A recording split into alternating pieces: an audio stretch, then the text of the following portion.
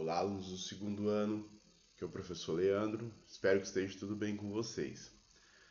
Essa semana a gente vai falar sobre cone, que é o assunto do nosso PET 7, segunda semana, ok? Cone, intuitivamente a gente já tem a noção do que é um cone. A gente vê o cone utilizado em trânsito, nas aulas de educação física ou na casquinha daquele delicioso sorvete, ok? Então, intuitivamente a gente sabe o que é um cone. E em relação a matematicamente falando, o que vai ser um cone? Vamos lá então entender. Então a gente vai considerar primeiro um plano alfa, certo? Em que a gente vai ter um círculo de centro O e raio R. Todos os segmentos que a gente conseguir ligar desse círculo, ou seja, da extremidade desse círculo, a um ponto V que não pertence a ele, certo? Quando a gente ligar todos esses pontos, nós vamos formar um cone circular. E todas essas retas que a gente ligar desse círculo ao ponto V vão ser chamadas de geratrizes, ok? Então, isso simplesmente que é um cone definido matematicamente. E aí a classificação dos cones, ok? Então a gente vai ter o seguinte, nós temos o cone reto e o cone oblíquo, certo? A gente tem um cone reto quando a base circular ela é reta e liga o vértice à base do círculo através de um ângulo de 90 graus, ou seja, ela é perpendicular.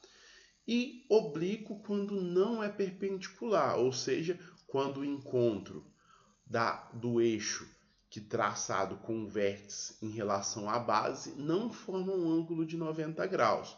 Vamos ver aqui melhor no desenho? Então lá, aqui a gente tem cone circular reto, ou também chamado de cone de revolução de um triângulo retângulo.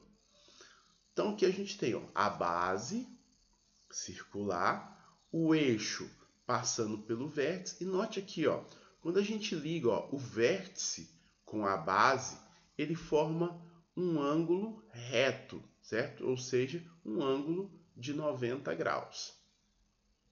E aí nós temos os elementos do cone, ok? O V é o vértice. Nós temos o raio da base, que é o raio do círculo.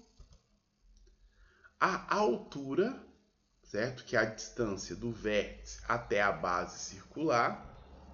E a geratriz, certo? Que é a reta que liga o ponto vértice a um dos pontos do círculo, ok? E no cone oblíquo, ok? Nós vamos ter o seguinte, nós vamos ter os mesmos elementos, só que nesse caso agora, note que o ângulo formado, ele é o quê? Menor que 90 graus, ou seja, ou diferente de 90 graus. Ele tanto pode ser menor como pode ser maior do que 90 graus. Nesse caso ele está menor, mas basta ele ser diferente de 90 graus, ok? Que ele já vai ser um cone oblíquo. E os elementos são os mesmos, certo? Os elementos não mudam. O vértice, o raio da base, a altura e a geratriz. E a altura sempre vai ser a distância do vértice até a extremidade. No caso, quando o cone for oblíquo, certo? Essa altura ela vai ser menor do que a distância do vértice até o centro da base, ok? Agora a gente vai ver a planificação do cone reto. Certo? O que é a planificação de um sólido geométrico? A planificação de um sólido geométrico é a abertura desse sólido e ele sendo planado. Então basta a gente pegar um cone e imaginar a gente abrindo ele, ok?